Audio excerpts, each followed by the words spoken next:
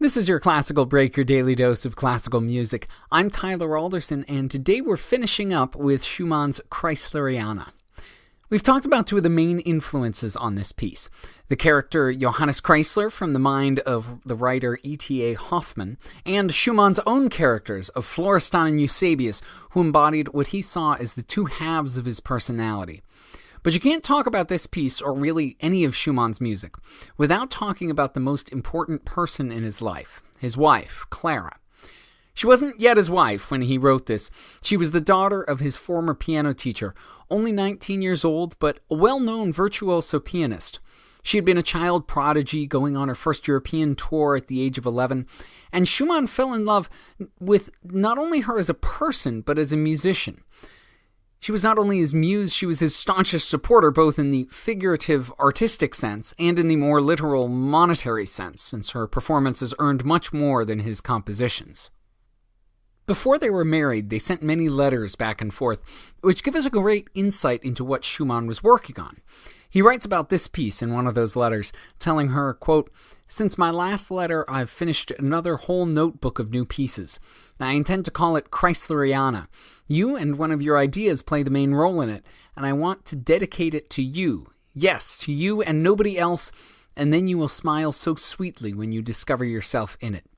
Schumann's music is full of messages to and ideas from Clara, sometimes obvious, sometimes only apparent to the two of them, but always there. In fact, writing and music formed a huge part of how the two of them communicated even after they were married. They were reportedly fairly awkward people, not very well suited to social situations, and even though they loved each other deeply, their difficulties with interpersonal communications might have spelled trouble for their marriage. But they were able to be a lot more open in writing, and they even kept a joint diary for a few years. In it, they expressed everything that you might expect in a diary, only both of them could read it. So if Robert was annoyed or Clara was concerned, they could discuss their issues without having to actively talk about them. Their letters had a similar purpose, and both were much more effusive and eloquent than they could be face to face. And the same was true in music. The feelings that Clara stirred in Robert are evident throughout Kreisleriana, mixing passion with the sadness of being away from his love and his fear of losing her. Here, the passions ramp up as we get towards the end of the piece, with the three movements marked first very slowly, then very fast, and finally fast and lively. But we don't get a satisfying grand finale. Maybe Schumann realized that his and Clara's story was far from over.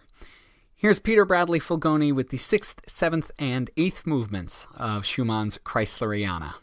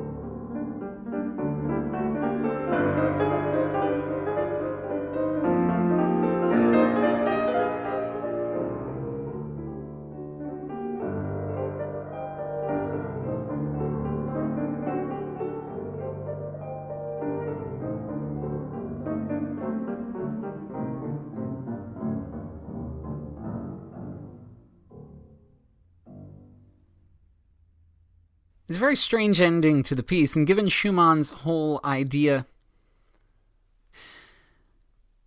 It's a very strange ending to the piece, and given Schumann's whole idea of the dichotomy between the passionate side and the more dreamy side, I've often wondered if this is him drifting off into a dream. Thanks to Peter Bradley Fulgoni for putting this up on museopen.org, and thank you for listening. If you have the chance, please rate and review this podcast wherever it is that you're getting it. I'm Tyler Alderson, and tomorrow for your classical break, we'll be listening to a wind quintet written by Giuseppe Cambini. I'll see you then.